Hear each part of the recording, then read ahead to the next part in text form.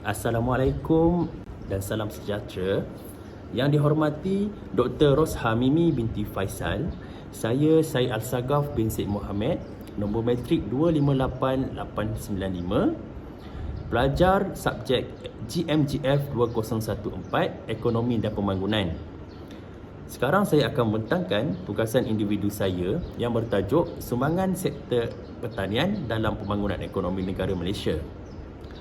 Slide yang pertama ialah isi kandungan, di mana saya dahulukan dengan pendahuluan, kedua sumbangan sektor pertanian dan yang terakhir adalah kesimpulan. Slide yang terkini ialah pendahuluan, di mana pertanian dan industri berasaskan pertanian. Poin pertama ialah membayangkan Malaysia sebagai sebuah negara maju menjelang 2020, mengambil peranan belakang pentas dalam agenda pembangunan ekonomi.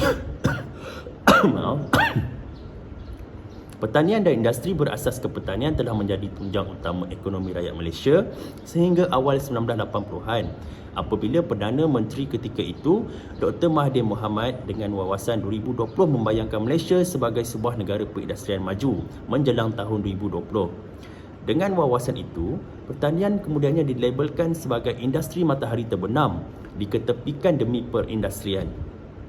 Namun begitu, pertanian kekal sebagai bahagian penting dalam ekonomi negara pada alaf baru bagi menampung keperluan asas penduduk yang semakin meningkat.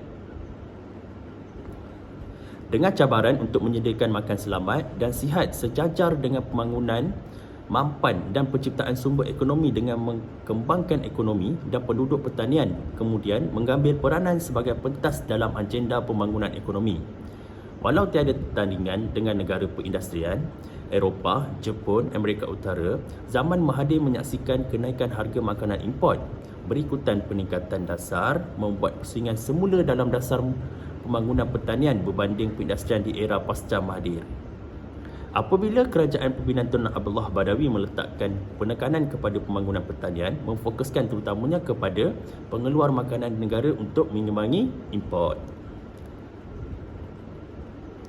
Seterusnya ialah sektor pertanian perikanan dan perhutanan. Sektor pertanian perikanan dan perhutanan menggunakan kira-kira 10% daripada tenaga buruh Malaysia dan menyumbang kira-kira 8% daripada KDNK negara. Minyak sawit getah, koko, produk kayu menyumbang kira-kira separuh daripada keluaran, manakala menyumbang penting lain termasuk buah-buahan, tropika dan beras. Malaysia adalah pengeluar dan pengeksport minyak sawit kedua terbesar di dunia selepas Indonesia. Pengeluaran minyak. Seterusnya saya akan membentangkan ialah keupayaan penyelidikan pertanian. Malaysia mempunyai keupayaan penyelidikan pertanian yang agak kukuh, terutamanya dalam sektor minyak sawit, dan sistem lanjutan adalah berkesan dan GOM memberi subsidi kepada pengeluaran beras melalui harga sokongan, subsidi input dan subsidi pengguna, walaupun Kementerian Pertanian memberi tumpuan kepada sektor lain. Hampir semua pelaburan pertanian baru yang bermakna ditujukan untuk sektor peladanan kelapa sawit.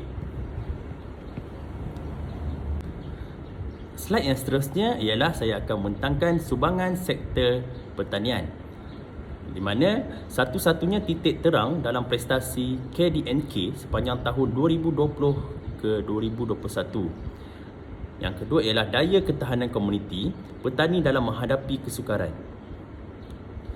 Seterusnya ialah sub-sub sumbangan sektor pertanian. Yang pertama ialah sumber bekalan makanan. Pertanian adalah sumber asas bekalan makanan bagi semua negara di dunia sama ada yang kurang membangun maupun maju, disebabkan tekanan berat penduduk di negara-negara yang kurang membangun dan membangun serta peningkatan pesatnya, permintaan terhadap makanan meningkat pada kadar yang pantas. Sekiranya pertanian gagal memenuhi permintaan yang semakin meningkat terhadap produk makanan, ia boleh memberi kesan buruk kepada kadar pertumbuhan ekonomi. Oleh itu, peningkatan bekalan makanan mengikut sektor pertanian mempunyai kepentingan yang besar untuk pertumbuhan ekonomi sebuah negara. Yang kedua ialah penyediaan keperluan untuk bahan mentah. Kemajuan pertanian adalah perlu untuk menambah baik bekalan bahan mentah untuk industri asas tani, terutamanya negara yang membangun. Yang ketiga ialah mencipta permintaan yang berkesan. Pembangunan sektor pertanian akan cenderung meningkatkan kuasa beli petani yang akan membantu pertumbuhan sektor bukan pertanian negara. Ia akan menyediakan pasaran untuk meningkatkan pengeluaran. Seterusnya ialah peluang pekerjaan untuk orang luar bandar. Penggunaan tenaga kerja dalam sektor pertanian, peratus daripada jumlah tenaga kerja di Malaysia dilaporkan 10.9% pada tahun 2020. Menurut sumber petunjuk pembangunan Bank Dunia yang disusun daripada sumber yang diiktiraf secara rasmi. Malaysia guna tenaga dalam bidang pertanian. Nilai sebenar, data sejarah ramalan dan unjuran diperoleh daripada Bank Dunia pada Mac 2022. Seterusnya ialah meningkatkan kebajikan luar bandar. Sudah tiba masanya ekonomi luar bandar bergantung pada pertanian dan pekerjaan bersekutu di negara yang kurang membangun. Lebihan pertanian yang semakin meningkat disebabkan oleh peningkatan pengeluaran dan produktiviti pertanian cenderung untuk meningkatkan kesejahteraan sosial, khususnya di kawasan luar bandar. Dan seterusnya ialah perluasan pasaran untuk keluaran perindustrian. Hasil daripada kemajuan pertanian akan terdapat lanjutan pasaran bagi produk perindustrian. Peningkatan dalam produktiviti pertanian membawa kepada peningkatan dalam pendapatan penduduk luar bandar yang seterusnya membawa kepada lebih banyak permintaan untuk produk perindustrian. Sekaligus pembangunan sektor perindustrian, kini lebih ramai masyarakat luar bandar menggunakan peralatan teknologi seperti telefon pintar, tab, komputer, laptop dan sebagainya. Jadi apabila pendapatan masyarakat dalam sektor pertanian meningkat, mereka mempunyai kuasa pembeli yang tinggi untuk menyokong sektor perindustrian. Dan slide yang terakhir ialah kesimpulan. Kesimpulannya ialah,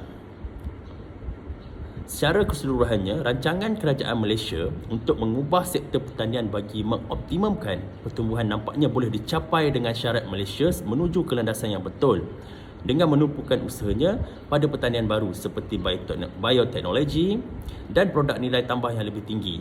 Kajian-kajian dalam bidang pertanian menunjukkan bahawa industri pertanian Malaysia dan khususnya subsektor makanan telah menyaksikan peningkatan dalam prestasinya baru-baru ini. Namun begitu, adalah penting bagi Malaysia untuk mendalami usaha niaganya ke dalam niche market untuk meningkatkan daya saing melalui perubahan teknologi, inovasi dan penambahan baik. Memandangkan unsur-unsur utama ini terbukti membantu dalam mengekalkan dan meningkatkan kelebihan di peringkat antarabangsa.